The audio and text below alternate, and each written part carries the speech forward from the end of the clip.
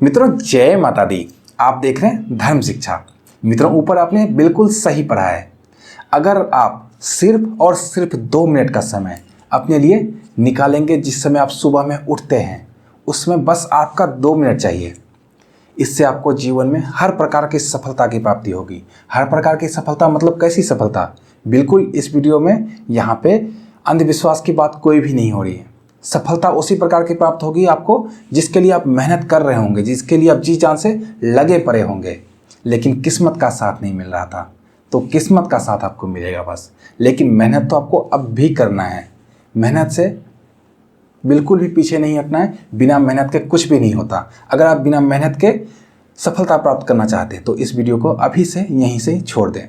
अगर आप मेहनती हैं और सच में चाहते हैं सफलता की प्राप्ति हो तो वीडियो को बिल्कुल अंत तक देखें। वीडियो को बिल्कुल भी स्किप ना करें। अगर आप स्किप करेंगे तो बहुत कुछ आपसे छूट जाएगा इसमें।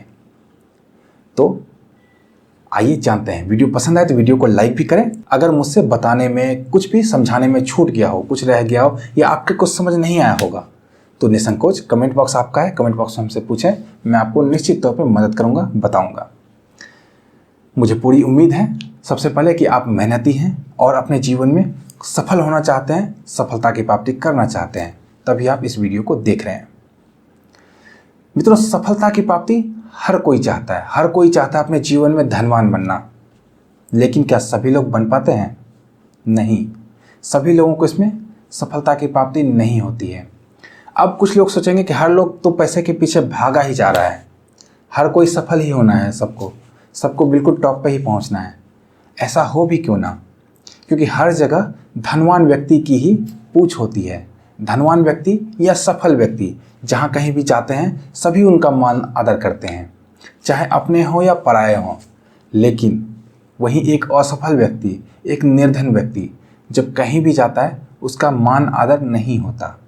वो अपनों के पास भी जब जाते हैं, अपने रिलेटिव के पास, अपने सगे के पास, अपने संबंधियों के पास भी जब जाते हैं तो उनके सगे संबंधी जो कि सबल होते हैं ऐसा ही सोचते हैं कि कुछ मांगने आया होगा, किसी प्रकार की हेल्प चाहिए होगी, इसे तभी आया है मेरे द्वार पे।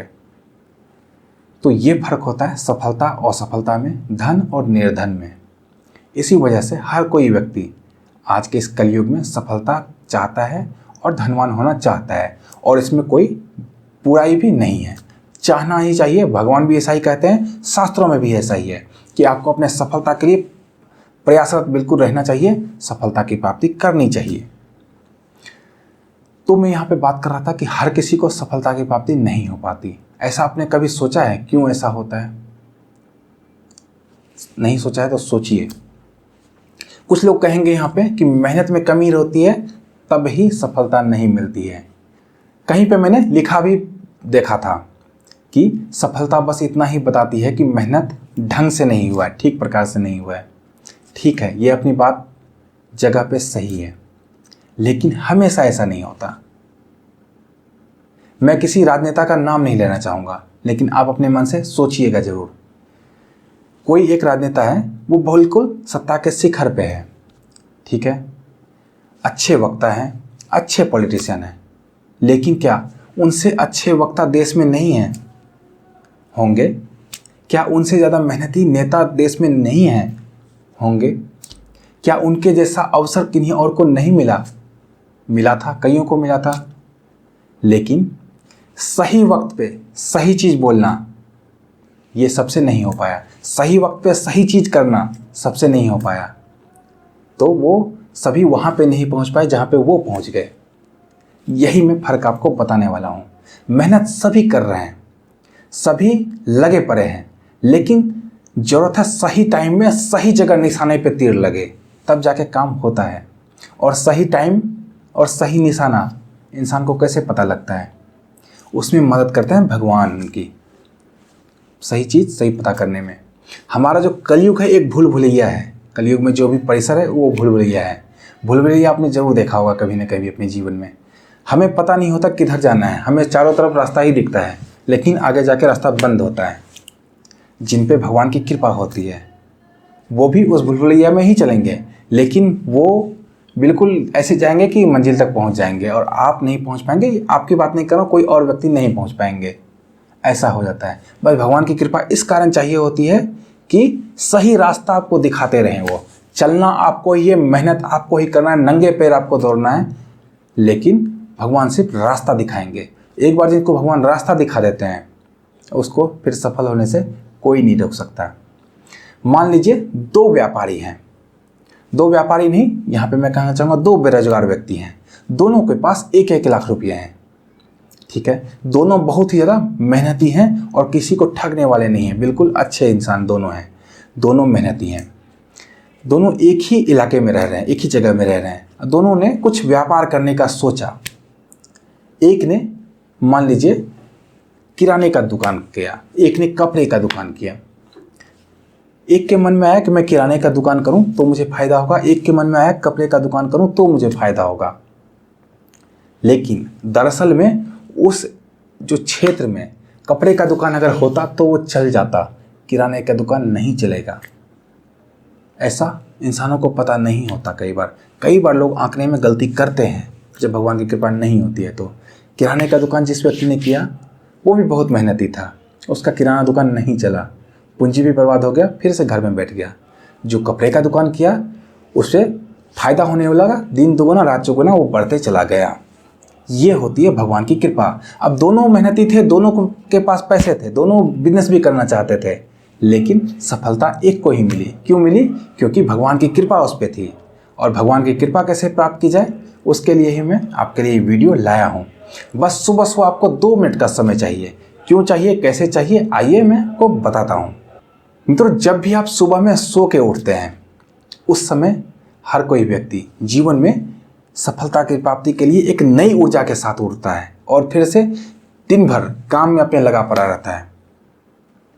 आज के इस भागदौड़ भरी लाइफ में किसी को भी इतना समय नहीं है कि किसी के बारे में ज़्यादा सोच भी पाए।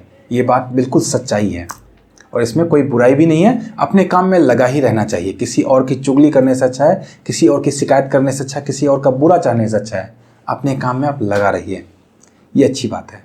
हाँ, तो मैं बता रहा था, सो के उठता है सभी नई ऊर्जा के साथ सो के उठता है। तो आपको क्या करना चाहिए, हाथों को इस तरह से जोड़ लेना चाहिए। इस तरह से देखेंगे आप, हाथों को मिला लीजिए इस तरह मैंने हथेली को मिलाया है, और आलती पालथी मारकर अपने बेड पे ही बैठ जाइए और बैठिए। आप पूर्व की तरफ मुख कर लीजिए, अपना पूर्व की तरफ मुख करके इस तरह से अपने हथेली को देखिए।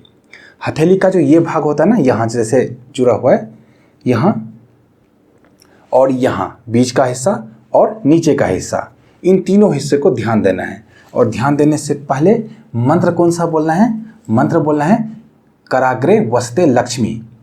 कराग्रे वसते लक्ष्मी कह के यहाँ पे माता लक्ष्मी का स्मरण करना है अपने हाथों में। यहाँ पे माँ लक्ष्मी का वास होता है।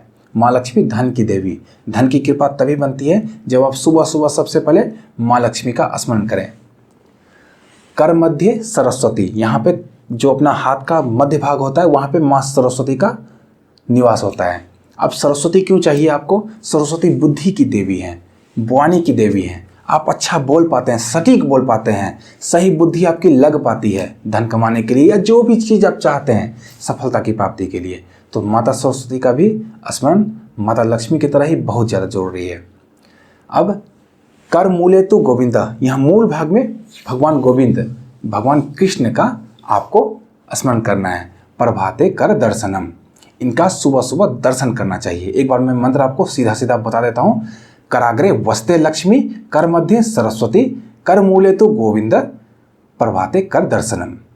इस मंत्र का आपको 3 बार जाप करना है। जाप नहीं करना है, इस तरह से आपको देखना है और मंत्र पढ़ते पढ़ते तीनों भगवान का दर्शन करना है आपको। ऊपर जैसा कि मैंने बताया लक्ष्मी माता का, मध्य में सरस्वती माता का और नीचे भगवान कृष्ण का स्मरण करना है। और इस तरह से मंत्र का बोलना है कि कराग्रे वस्ते लक्ष्मी, कर मध्य सरस्वती, कर मूले तो गोविंदा, प्रभाते कर दर्शनम। इस तरह से बोलते हुए भगवान का स्मरण करते हुए अपने मुख में इस तरह से पूरे आँख को इस तरह से सहला देना है, पोंछ लेना है और फिर से करना है आपको। फिर से ठीक इसी प्रकार से मंत्र बोलना है, तीनों भगवान का दर्शन करना है और इस तरह से आँखों को मलना है और पूरे मुँह को इस तरह से छूना है। फिर से ऐसा ही करना है, ऐसा 3 बार करना है। तीनों बार अपने मुख को छू लेना है। इससे क्या होता है, इन तीनों भगवान की जो पॉजिटिव एनर्जी होती है, तीनों भगवान की जो भी आशीर्वाद होता है वो आपको प्राप्त होता है। आशीर्वाद करने का यही तरीका, अपने मुख में इस तरह से करेंगे तो आप देखेंगे आपको कितनी पॉजिटिव एनर्जी का संचार हुआ पर ऐसा दिखता है। दूसरा, ये तो 1 मिनट में आपका संपन्न हो जाएगा। अभी 2 मिनट मैंने आपसे मांगा था, अभी 1 मिनट का समय तो और रह रहा है।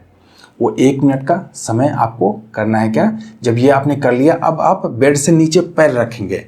पैर रखने से नीचे माता धरती का एक बार स्मरण करना है, क्योंकि हम जो भी काम कर रहे हैं, जो भी कर रहे हैं, चाहे जिस भगवान की कृपा से भी करेंगे तो धरती पे ही ना। तो माता धरती का भी एक बार आशीर्वाद लेना जरूरी है। माता धरती पर हम पैर रखने वाले हैं, भगवान विष्णु की पत्नी है धरती माता, तो ऐसे में हमें उनसे भी क्षमा याचना करनी चाहिए। इसका भी बहुत ही छोटा मंत्र है, दोनों मंत्र मैं डिस्क्रिप्शन में लिख के आपको दूंगा। ये मंत्र आपको क्या बोलना है, समुद्र वसने देवी पर्वत स्तन मंडिते विष्णु पत्नी नमस्तुभ्यम पादस्पर्श क्षमस्व में। इस मंत्र का आपको एक बार बोलना है और इस तरह प्रणाम करते हुए अपने पैर को नीचे जमीन पर रखना है। अब मंत्र कोई भी बोलते हैं उसका अर्थ जरूर पता होना चाहिए। अर्थ इस कारण पता होना चाहिए कि इस तरह की भावना आपकी होनी चाहिए उस मंत्र को बोलते हुए। आप कोई टीचर का 9 का पहाड़ा नहीं बता रहे, 8 का पहाड़ा नहीं सुना रहे कि आपने जस्ट सुना दिया और हो गया काम आपका। हम कुछ मांग रहे हैं भगवान से, तो उसका अर्थ, जो भी मंत्र है उस मंत्र का अर्थ जरूर हमें पता होना चाहिए। वो मंत्र का अर्थ हमारे दिमाग में चलते रहना चाहिए। होठों पे तो वो मंत्र होना चाहिए, लेकिन दिमाग में वो बात होनी चाहिए जो उसका अर्थ है, तभी उसका फायदा होता है। नहीं तो तोते की तरह आदमी रटता रहता है। तो आपको इसका अर्थ मैं बताता हूँ। इसका अर्थ है, धरती माता का जो वस्त्र है वो समुद्र है। समुद्र जिस माता का वस्त्र है, और स्तन के रूप में माता का जो पर्वत है वो स्तन के रूप में विराजित है, और भगवान विष्णु की पत्नी है। ऐसे देवी पर हम पैर रख रहे हैं, तो हमें देवी क्षमा करें इस बात के लिए। ऐसी कामना के साथ पैर रखना है। इन दोनों मंत्र को आप सुबह सुबह बोलिए। पहला वाला मंत्र आपको 3 बार बोलना है और इस तरह से अपने चेहरे को छूना है, और दूसरा वाला मंत्र आपको 1 बार ही बोलना है, प्रणाम करते हुए पैर को जमीन पर रखना है। परिवार के सभी सदस्य ऐसा करें। इस वीडियो को दोबारा से देखें ताकि आपको सारा प्रोसेस दोबारा से पता चल पाए अच्छे से। इसे जरूर करिए। आपको निश्चित तौर पे देखेंगे जो भी कार्य करना चाहते हैं उसमें आपको फायदा मिलेगा। लेकिन हाँ, यहाँ पे मेहनत में किसी प्रकार की कमी बिल्कुल ना ही रखिए। मेहनत करिए, आपको भाग्य का साथ इन दोनों मंत्रों से मिलेगा। मेहनत लेकिन आपको ही करना पड़ेगा। ये मैं बार बार आपको कह रहा हूँ, कभी भी बिना मेहनत के किसी को भाग्य का साथ नहीं मिलता है। तो मुझे उम्मीद है आप जम के मेहनत करेंगे और इस मंत्र को जरूर फॉलो करेंगे। आपको जीवन में सफलता की प्राप्ति निश्चित तौर पे होगी। तो मित्रों, मिलते हैं इसी तरह की अन्य ज्ञानवर्धक वीडियो के साथ। तो देखते रहिए धर्म शिक्षा। जय माता दी।